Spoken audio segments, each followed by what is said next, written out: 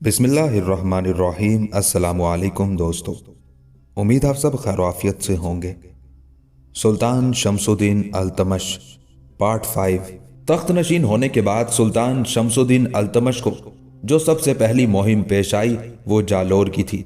जालोर के राजा ने ना सिर्फ अलम बगावत खड़ा किया था बल्कि मुसलमान सुल्तान की फर्मा बरदारी और इताअत से बाहर निकल गया था, बल्कि माजी में जो वो खिराज अदा करता रहा था वो भी उसने अदा करने से साफ इनकार कर दिया था। इसलिए कि कुतुबुद्दीन ऐबक के इंतकाल करने के बाद जालोर के राजा उड़ीसा के हौसले बुलंद हो गए थे, क्योंकि कुतुबुद्दीन ऐबक के बाद मुसलमानों का सुल्तान आराम शाह, ऐश परस्त और आराम तलब था, और उसकी हालत देखते हुए मुख्तलिफ इलाकों में अबतरी के अलावा नाफरमानी के आसार भी नमूदार होना शुरू हो गए थे। और ऐसा ही काम जालोर के राजा उड़ीसा ने किया था। चुनाचे सुल्तान शमसुद्दीन अल्तमश अपना लश्कर लेकर जालोर की तरफ बढ़ा। जालोर अजमेर से लगभग 150 मील दूर जनूब मगरिब के रुख पर वाक़ था, और राजा उड़ीसा ने सुल्तान कुतुबुद्दीन ऐबक की वफात से लेकर अब तक अपनी जंगी तैयारियों को अरूज पर पहुंचाते हुए न सिर्फ एक बहुत बड़ा लश्कर तैयार कर लिया था बल्कि उसकी अस्करी और जंगी तरबियत भी मुकम्मल कर ली थी। और अब वो बड़े फखरिया अंदाज में सुल्तान शमसुद्दीन अल्तमश से टकराने के लिए तैयार और मुस्तैद था।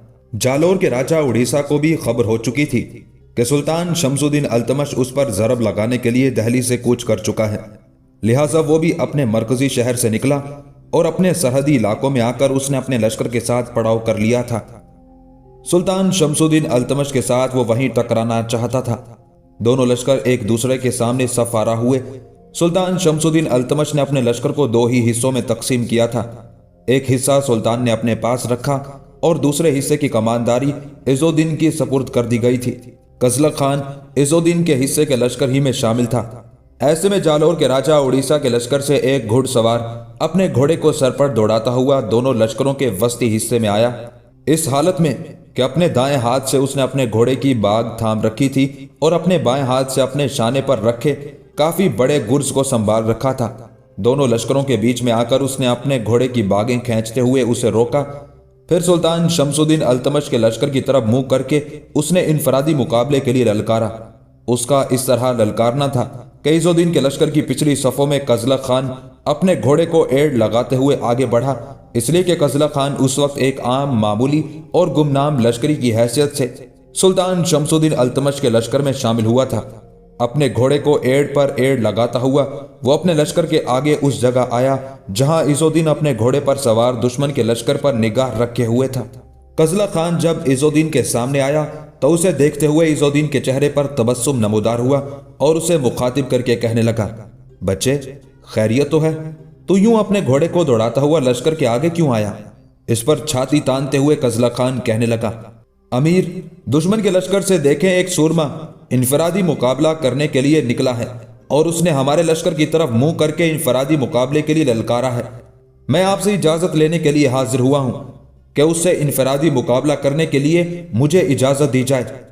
इज़ुद्दीन ने पहले तौसीफी अंदाज में कज़लक खान की तरफ देखा, फिर कहने लगा, बच्चे तू अभी नौ उम्र है और ना तजर्बेकार भी है, तुझे जंगों का वसी तजर्बा नहीं, इस लिहाज से इन मैदानों में अभी तू खामकार है।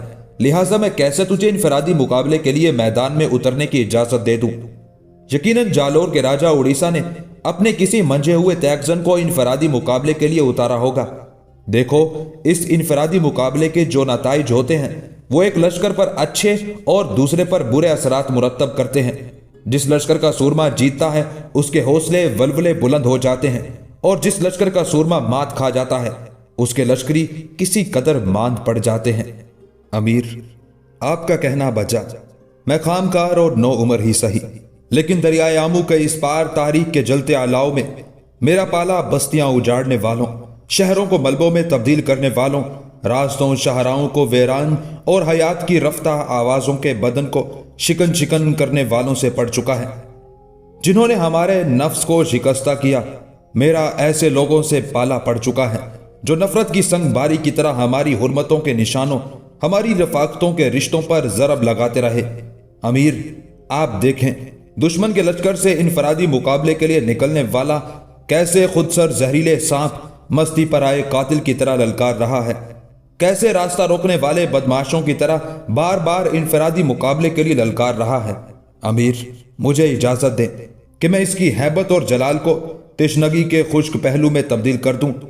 امیر، میں خام کار ہی صحیح لیکن دریائے آمو کے اس پار سے یہاں تک سفر کرتے ہوئے جلتی شموں کی تابندگی کی طرح کچھ تجربات حاصل کر چکا ہوں، اور میں آپ کو یقین دلاتا ہوں کہ اس مقابلے کے دوران میں آپ کو مایوس نہیں کروں گا۔ امیر، آپ ایک بار مجھے اجازت دے کر میدان کے بیچ میں اترنے کے لیے کہیں۔ عزالدین کی حالت سے لگتا تھا جیسے وہ قزلہ خان کے الفاظ سے متاثر ہوا ہو۔ کچھ دیر تک غور اور خاموشی سے اس کی طرف دیکھتا رہا۔ اس موقع پر عزالدین کی آنکھوں میں ایک چمک تھی اور اس نے برابر قزلہ خان کے چہرے پر ڈال رکھی تھی، یہاں تک کہ قزلہ خان کو مخاطب کرتے ہوئے عزالدین کہنے لگا، اگر تمہارے یہی ارادے ہیں تو پھر جاؤ، میں تمہیں انفرادی مقابلے کے لیے میدان میں اترنے کی اجازت دیتا ہوں۔ اس سلسلے میں سلطان سے بات کر لیتا ہوں۔ اس کے ساتھ ہی عزالدین اپنے گھوڑے کو دوڑاتا ہوا اس جگہ آیا جہاں سلطان شمس الدین التمش اپنے گھوڑے پر سوار دشمن پر گہری نگاہ رکھے ہوئے تھا۔ سلطان کے پاس آ کر عزالدین نے پہلے قزلہ خان کے مختصر سے حالات کہے اور پھر میدان میں انفرادی مقابلے کے لیے اترنے کی اس کی شدید خواہش کی تفصیل بھی کہہ دی تھی۔ اس پر سلطان شمس الدین التمش نے بھی اپنی تمانیت کا اظہار کر دیا تھا۔ اس کے بعد عزالدین پھر اپنے حصے کے لشکر کے سامنے جا کھڑا ہوا تھا۔ میدان میں اترتے ہوئے اور اپنے گھوڑے کو آگے بڑھاتے ہوئے قزلہ خان مدھم سی آواز میں کہتا جا رہا تھا، اے اللہ، اس سنسان ساگر، اس افسوں بھرے دشت و دمن، اس اونگتے آسمان، اس سوتی زمین میں تو ہی سحر پھونکتا ہے۔ اے اللہ، تیرے ہی حکم سے کوہستانوں کے جگر شخ سمندر کا سینہ چیرتی اور ہر شے کو زمانے کی دھول میں اڑاتی وحشی تیز ہواؤں کا نزول کرتا ہے۔ اے اللہ، تو ہی اپنے بندوں کو دل گرفتہ انحطاط، دل خراش صداؤں، جسموں سے اٹھتی اذیتوں اور حقارت کے تان کا نشانہ بنانے والے طوفانوں سے محفوظ رکھتا ہے۔ اے خالق مہربان، انفرادی مقابلے کے لیے میدان میں اترنے والا تہذیب کے کالے سرطان، بدترین بے جہت آفت جان، بھوکی خون خوار جبلتوں اور غم کے چڑھتے صحاب کی طرح انفرادی مقابلے کا منتظر ہے۔ اے اللہ، اس کے مقابلے میں مجھے کامیاب اور کامران رکھنا۔ اے اللہ، دشمن کے مقابلے میں ان انجانے کارزار قضا میں مجھے سیسا و پتھر سی داستان بنا کے رکھنا۔ اے اللہ، میری نظر کی بستیوں میں اشک ندامت، میرے دل کی وادیوں میں انکساری، میرے لہو کی روانگی میں تیرے نام کے سوا کچھ نہیں ہے۔ اے اللہ، میں گنہگار سہی، تیرے سامنے اپنی نیکیوں کی شرازہ بندی کرنے کے لیے میرے پاس کچھ نہیں، بس مجھے فخر ہے تو اس بات کا کہ اے اللہ، میں نے بہت گناہ کیے ہوں گے، لیکن اے کائنات کے مالک، آج تک تیری ذات کے ساتھ کسی کو شریک نہیں ٹھہرایا۔ اے اللہ، اسی جذبے کے تحت، اسی جذبے کے صدقے میں اے اللہ، اپنی وحدت کے طفیل ہی مجھے ہمت دے کہ میں اس رزمگاہ میں سرعام اپنے مد مقابل پر قابو پانے میں کامیاب ہو جاؤں۔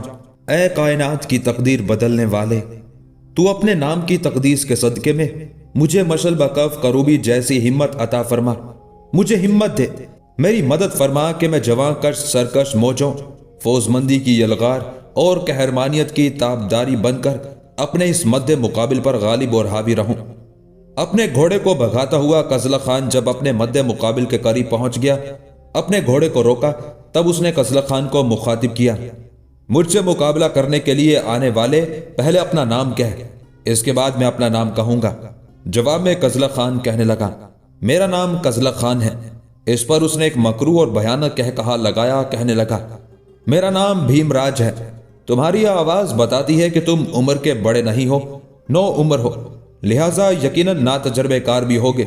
آخر کس نے تمہیں موت کا ایندھن بنانے کے لیے یوں زبردستی میدان کی طرف دھکیل دیا ہے؟ اپنے دائیں ہاتھ میں تلوار اور بائیں ہاتھ میں ڈھال لگاتے ہوئے قزلہ خان کہنے لگا، پہلے تو کہہ، تجھے کس نے اس میدان میں موت کا لقمہ بننے کے لیے دھکیل دیا ہے؟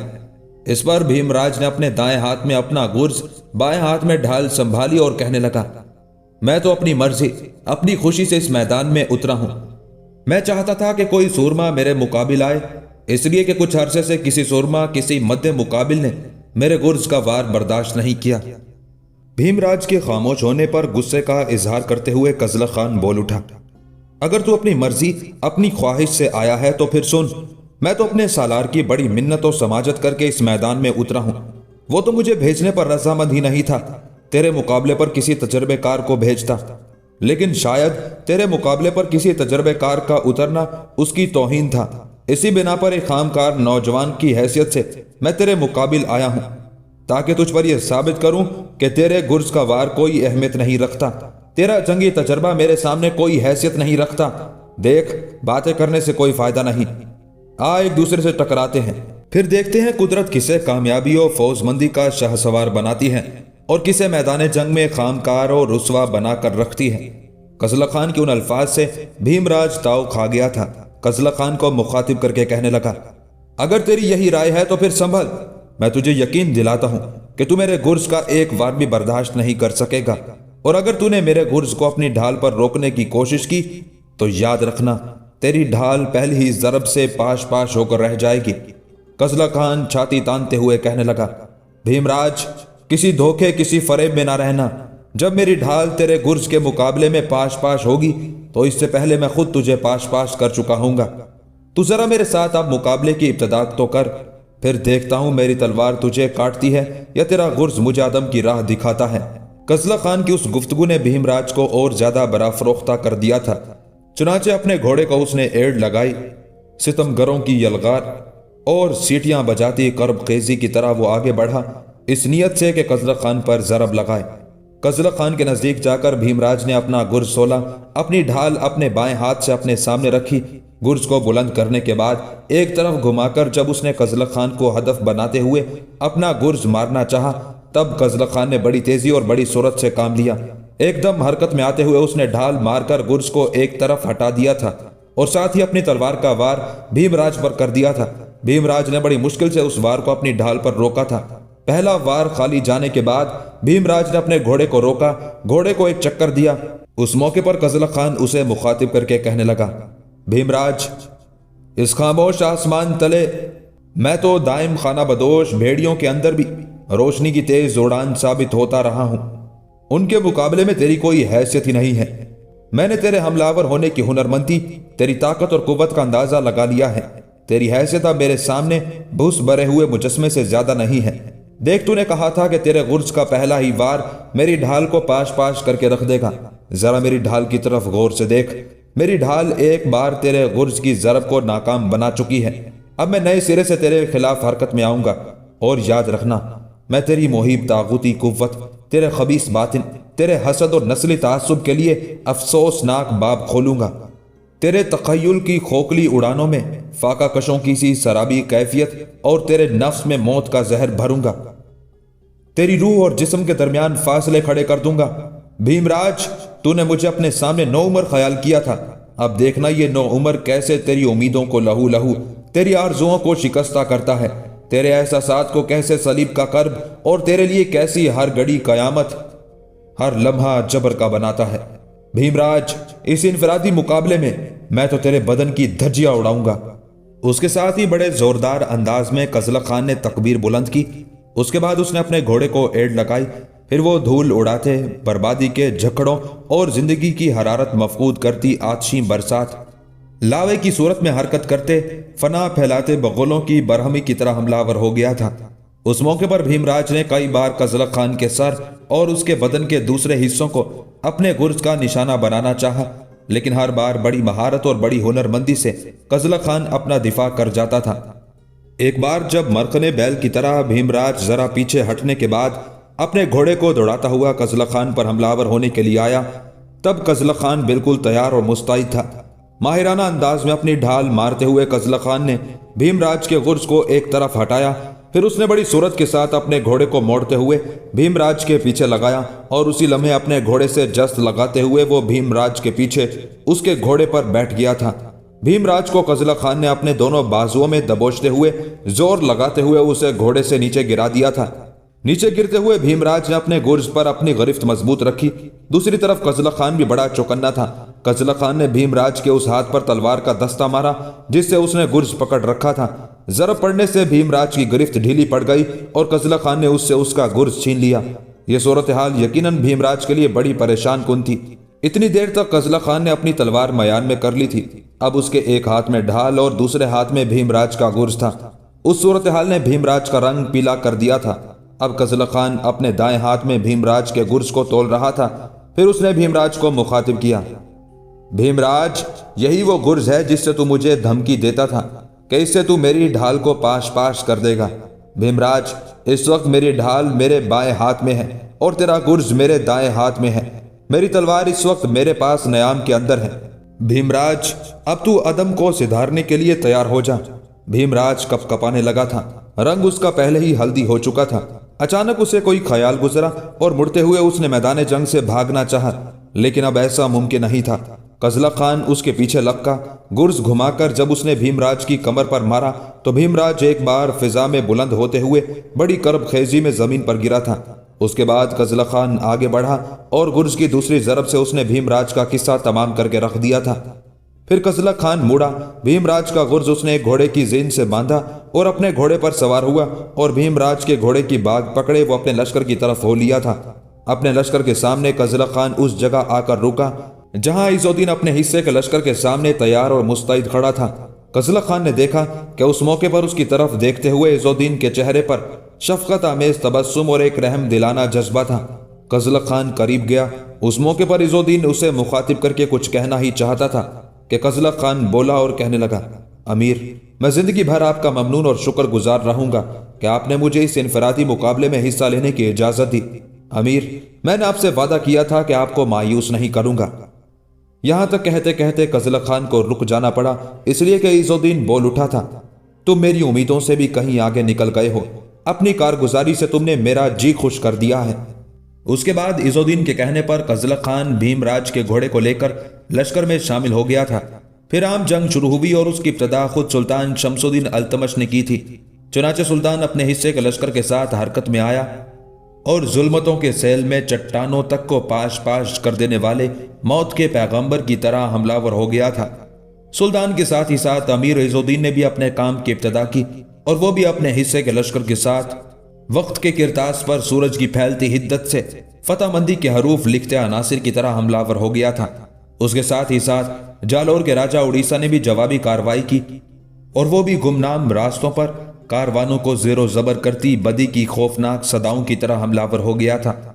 سلطان شمس الدین التمش اور جالور کے راجہ اڑیسہ کے درمیان یہ خوفناک تصادم تھا۔ شروع میں راجہ اڑیسہ نے بڑے تیز اور جان لیوا حملے کیے تھے، لیکن جب سلطان التمش اور عز الدین کی طرف سے دباؤ برابر بڑھتا رہا تب راجہ کسی قدر پریشان اور فکر مند ہونے لگا تھا، یہاں تک کہ جب سلطان اور عز الدین دونوں نے مل کر راجہ اڑیسہ کے لشکر کی اگلی صفوں کا خاتمہ کر دیا تب اڑیسہ کو اپنی شکست اور اپنی ناکامی اپنی آنکھوں کے سامنے صاف دکھائی دینے لگی تھی۔ چنانچہ اس نے اپنے لشکر کو سمیٹا، شکست قبول کی اور بھاگ کھڑا ہوا۔ سلطان نے اس کا تعاقب کیا یہاں تک کہ راجہ اپنے مرکزی شہر میں جا کر محصور ہو گیا۔ سلطان نے اس کے مرکزی شہر سے باہر اپنے لشکر کے ساتھ پڑاؤ کر لیا تھا۔ راجہ اڑیسہ میدان جنگ سے بھاگ کر اس نیت سے آیا تھا کہ سلطان اول تو اس کا تعاقب نہیں کرے گا، اگر کرے گا بھی تو چند میل دور تک تاکہ اس کے لشکر کی تعداد کچھ کم کر دے، پھر لوٹ جائے گا، لیکن ایسا نہیں ہوا۔ جب سلطان اس کے مرکزی شہر تک تعاقب کرتا چلایا تب راجہ بڑا فکرمند اور پریشان ہوا۔ راجہ کو یہ بھی خدشات تھے کہ سلطان جو اس کے مرکزی شہر کے قریب آ کر پڑاؤ کر گیا ہے تو چند روز تک اپنے لشکر کو تازہ دم کر کے وہ شہر کا محاصرہ کر لے گا۔ اگر اس نے شہر کے اندر سے کوئی چیز باہر نہ جانے دی اور باہر سے ضرورت کا کوئی سامان اندر نہ جانے دیا تو شہر بزور قوت جلد فتح ہو جائے گا، اور اگر ایسا ہوا تو پھر شہر کے اندر انتقامی انداز کے طور پر قتل عام شروع ہوگا اور اس قتل عام سے خود راجہ اڑیسہ بھی نہ بچ سکے گا۔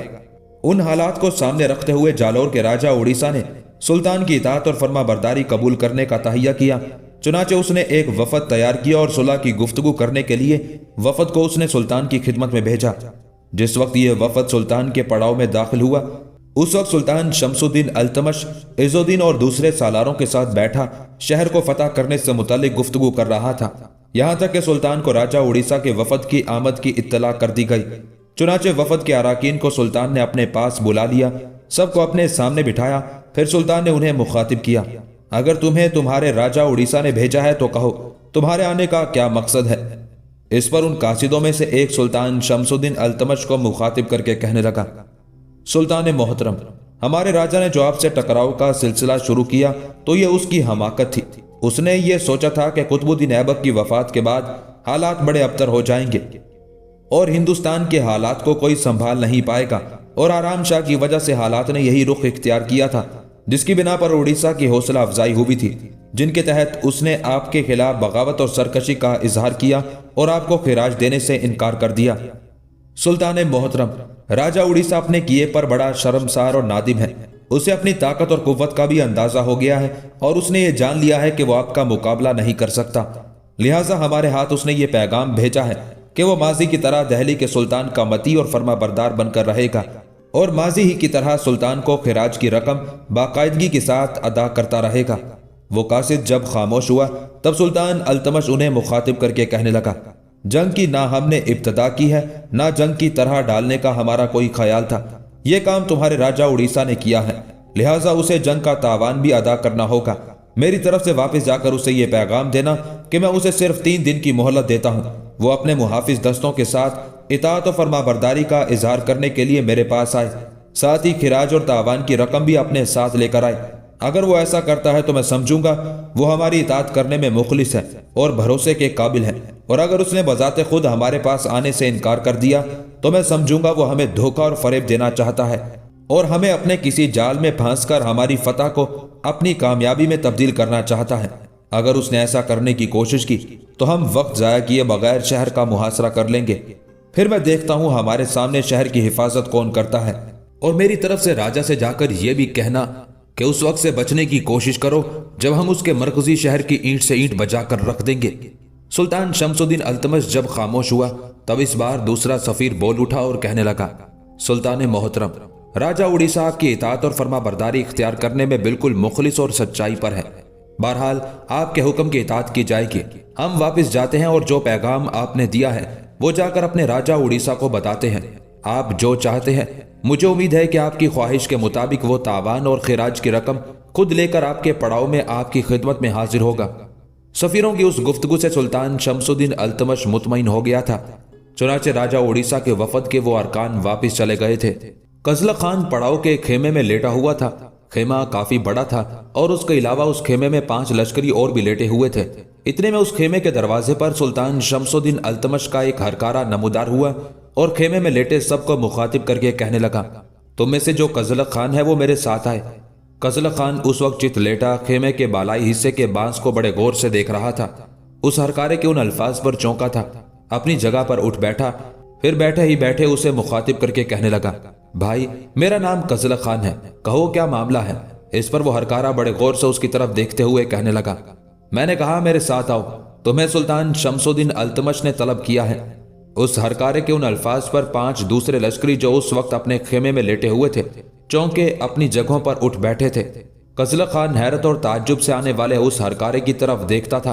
कभी खेमे में अपने 5 साथियों पर उसकी निगाहें जम जाती थी, यहां तक कि खेमे का एक साथी कजला खान को मुखातिब करके कहने लगा, मेरे भाई जा, वक्त क्यों जाया करता है। मैं जंगों का खासा तजर्बा रखता हूं और तुमसे यह कहता हूं कि आज तेरी किस्मत बेदार होते हुए अपनी रिफत और बुलंदी की तरफ जाएगी। तूने इनफरादी मुकाबले में वो कारहाय नुमाया सर अंजाम दिया है जिसे बड़े बड़े सालार भी नहीं कर सकते थे। सो मेरा अंदाजा है कि तुम्हें इस सिलसिले में सुल्तान ने तलब किया है।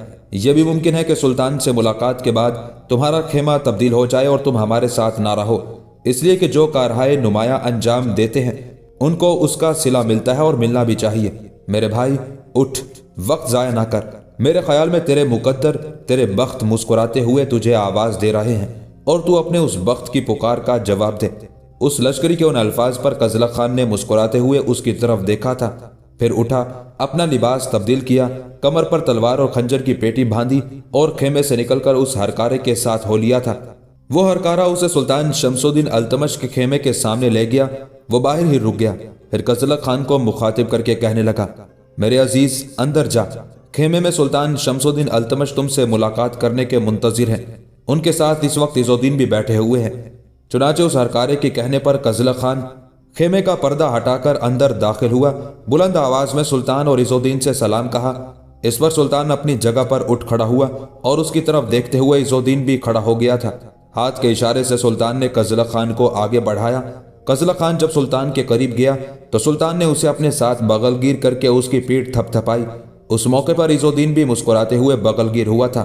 پھر سلطان کے اشارہ کرنے پر عز الدین اور سلطان کے سامنے قزلہ خان بیٹھ گیا۔ سلطان کچھ دیر تک توصیفی انداز میں قزلہ خان کی طرف دیکھتا رہا۔ پھر خیمے میں سلطان شمس الدین التمش کی محبت اور شفقت میں ڈوبی ہوئی آواز گونجی تھی، قزلہ خان، کہاں کے رہنے والے ہو؟ سلطان کی طرف دیکھے بغیر خیمے کی زمین کی طرف دیکھتے ہوئے قزلہ خان کہنے لگا، دریائے آمو کے اس پار کرختائیوں کی سرزمین سے۔ کرختائی قبیلے سے تعلق رکھتے ہو؟ قزلہ خان کی گردن جھک گئی تھی۔ اس بات میں گردن ہلاتے ہوئے اس نے جی ہاں کہا تھا۔ ماں باپ بہن بھائی کہاں ہیں؟ اس بار شمس الدین التمش نے پہلے کی نسبت زیادہ چاہت اور محبت میں سوال کیا تھا۔ شاید اسی چاہت اور پدرانہ محبت ہی کا اثر تھا کہ قزلہ خان کی آنکھوں میں نمی اتر آئی تھی۔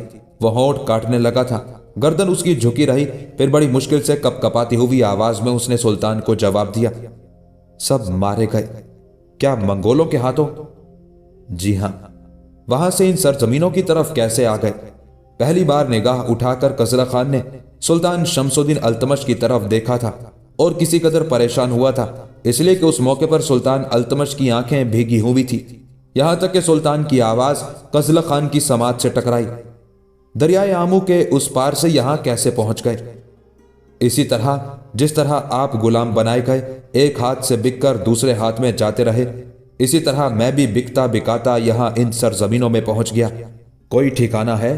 سلطان نے پھر پوچھا۔ جی نہیں، ایک صاحب نے رہنے کے لیے عارضی طور پر 3 کمرے دیے ہوئے ہیں اور اس کا 6 ماہ کا معاوضہ ادا کیا ہوا ہے، اس لیے کہ جس شخص نے یہ کام کیا ہے اس کی میں نے ایک کٹھن مہم سر انجام دی تھی۔ دہلی کے بازار میں اسی شخص نے مجھے خریدا تھا، اس شرط پر آزاد کرنے کے لیے کہا تھا کہ میں اس کا ایک اہم اور انتہائی مشکل کام انجام دوں۔ وہ کام جب میں نے بڑے احسن طریقے سے کر دیا تو سلطان محترم اس نے مجھے آزاد کر دیا اور 6 ماہ کے لیے ایک رہائش بھی مہیا کر دی۔ عز الدین نے مجھے بتایا ہے کہ محترم جمال الدین کی بیٹی کی جان تم نے بچائی تھی۔ ہاتھی اسے مارنے کے در پہ تھا کہ تم نے ہاتھی کو برانگیختہ کر کے اپنی طرف متوجہ کیا اور اس کی سونڈ کاٹ دی۔ سلطان جب خاموش ہوا تب قزلہ خان کہنے لگا، سلطان محترم، ایسا کرنا میرے لیے ضروری تھا، ورنہ ہاتھی اس لڑکی کو نقصان پہنچا دیتا۔ یہاں تک کہنے کے بعد قزلہ خان جب خاموش ہوا تب سلطان شمس الدین التمش کچھ دیر سوچتا رہا، پھر قزلہ خان کو مخاطب کر کے کہنے لگا، میرے عزیز، زندگی کے صفحہ کرتاس پر کبھی سکھ کبھی غم ضرور آتے ہیں۔ مسافت زیست کے گلستانوں میں کبھی ہجر کے غموں کے طوفان اٹھتے ہیں، بدامنی اور اضطراب اپنا رنگ دکھاتے ہیں، اور کبھی آبشاروں کے ترنم اور خوشبو کے پیکرے جاودانی خوشیوں کی راحتیں راستے کی دھول بنتی ہیں۔ میرے عزیز، سوچوں کے بے درد آنگنوں میں کبھی رسم دنیا سولیوں پر چڑھا دیتی ہے، ہونٹوں کو سی کر آنکھوں پر پٹی باندھ دیتی ہے، کبھی اذیت کے کوہرام زندگی کی بنجر زمین جہنم سی مجبوریاں پرامن خاموشی شفق رنگوں کے سکون میں بھی ڈھل جاتی ہے۔ بچے، حوادث سے مایوس نہیں ہونا چاہیے۔ خداوند قدوس جب کسی کو بڑے کڑے امتحان میں ڈالتا ہے تو اس کے بعد اسی مالک دو جہاں کی طرف سے خوشی اور سکون بھی نصیب ہوتا ہے۔ آج کے انفرادی مقابلے میں تو نے جو اپنی ہنرمندی، اپنی جوامردی اور کمال فن کا مظاہرہ کیا، اس کے لیے میرے پاس الفاظ نہیں کہ میں تمہاری تعریف کر سکوں۔ بچے، میں رزم آرائیوں کے طوفانوں جیسی تمہاری جرت مندی، انحطاط و زوال طاری کرتے جھکڑوں جیسی تمہاری دلیری، منڈلاتے خطرناک سایوں جیسی تمہاری شجاعت، زندگی سے بھرپور جذبوں سے تمہاری بے باکی اور سمندر کے شور، ہواؤں کے دوش جیسی تمہاری طاقت کو سلام پیش کرتا ہوں۔ میرے عزیز، تجھ جیسے جوان ہی آخری شب کی سسکتی تنہائیوں میں وفا پرستی کی کرن ثابت ہوتے ہیں، قہرمانی کی بے پناہ آتش میں صبر و رضا کی عظمت و سطوت بنتے ہیں، جنگل کی دھاڑتی آندھیوں میں نیکی و ناموس اور خیر کے جوہر بن کر نمودار ہوتے ہیں، بے حسی کے پھیلتے طلسم میں وقت کا احتساب کرتی بیداری بن کر وقت کی آنکھوں میں آنکھیں ڈالتے ہیں۔ تو کیا خوب انفرادی مقابلے کے لیے نکلنے والے کے خلاف بغولوں کے جھکڑوں اور سیال آگ کی صورت موجوں میں بنتے بھور کی طرح حرکت میں آیا اور اسے اپنے سامنے لمحوں کے اندر زیر کر کے رکھ دیا۔ لشکر میں یقیناً تجھ جیسے جوانوں کی ضرورت ہمہ وقت رہتی ہے، جو جلوہ در جلوہ بجلیوں کی کڑک، طوفانوں کا زور، انقلاب کا بھنور، بیداری کا پیغام اور برق سامان مرگ بن کر دشمن کا مقابلہ کریں، جو قضا کی ظلمت کے ستم، فضوں اور شعلہ فشانی کے وسیع طوفانوں میں ہمہ قیامت، ہمہ عقوبت اور سائقہ بدوش شدت پسند ثابت ہوں۔ آج کا انفرادی مارکہ سر کر کے تو نے اپنے نہیں، اپنے لشکر کے اندر بھی ایک انقلاب برپا کیا۔ تیری یہ محنت، تیری یہ جوامردی، تیری یہ شجاعت، تیری یہ وفاداری، تیرا یہ خلوص رائے گا نہیں جائے گا۔ میں تمہیں اپنے لشکریوں کے مقدمۃ الجیش کا سالار مقرر کرتا ہوں۔ اس کے ساتھ ہی سلطان شمس الدین التمش نے بڑے مخصوص سے انداز میں اپنے قریب بیٹھے عز الدین کی طرف دیکھا، جس کے جواب میں عز الدین اپنی جگہ سے اٹھا، خیمے کی طرف دیکھا، نمدے کی ایک ٹوپی اٹھا کر لایا جس پر قلگی اور ترہ لگا ہوا تھا۔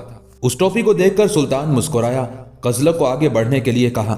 قزلق خان جب سلطان کے قریب ہوا تو سلطان نے قلگی اور ترہ کی وہ ٹوپی قزلق خان کو پہنا دی تھی اور بے پناہ خوشی کا اظہار کرتے ہوئے کہنے لگا، اب تو میرے لشکر میں کوئی عام لشکری نہیں ہے، تو ایک نامور، عمدہ اور بھروسے لائق سالار ہے اور میرے مقدمۃ الجیش اور ہراول کا سالار اعلیٰ ہے۔ قزلق خان کو نمدے کی وہ ٹوپی پہنانے کے بعد سلطان شمس الدین التمش نے عز الدین کی طرف دیکھا، پھر بڑی اپنائیت میں کہنے لگا، عز الدین، ذرا سارے سالاروں اور دوسرے سرکردہ لوگوں کو میرے خیمے میں بلاؤ تاکہ میں ان سب سے قزلق خان کا تعارف کراؤں۔ اس پر عز الدین اپنی جگہ پر اٹھا، باہر کھڑے ہرکارے کو کوئی پیغام دیا، اس کے بعد دوبارہ خیمے میں آ کر بیٹھ گیا تھا۔ کچھ زیادہ دیر نہ گزری تھی کہ خیمے میں سلطان شمس الدین التمش کے سالاروں میں سے علاء الدین، سیف الدین کوچی، کبیر خان، خواجہ مہذب، تاج الدین ریزہ جو سلطان کا منشی بھی تھا، فخر الدین جو سلطان کے سرکردہ سالار سیف الدین کوچی کا بھائی تھا، اس کے علاوہ لشکر کے قاضی کبیر الدین، وزیر نظام الملک اور کچھ دیگر لوگ سلطان کے خیمے میں داخل ہوئے۔ سلطان نے سب سے قزلق خان کا تعارف کرایا، ساتھ ہی مقدمۃ الجیش کے سالار اعلیٰ بنانے کی خبر بھی سارے سالاروں سے کہی تھی۔ اس موقع پر ایک گہری نگاہ سلطان شمس الدین التمش نے قزلق خان پر ڈالی، اس کے بعد اسے مخاطب کر کے کہنے لگا، قزلق خان، ذرا اپنے دائیں جانب دیکھو۔ قزلق خان نے جب اپنے دائیں جانب دیکھا تو وہاں فخر الدین بیٹھا ہوا تھا۔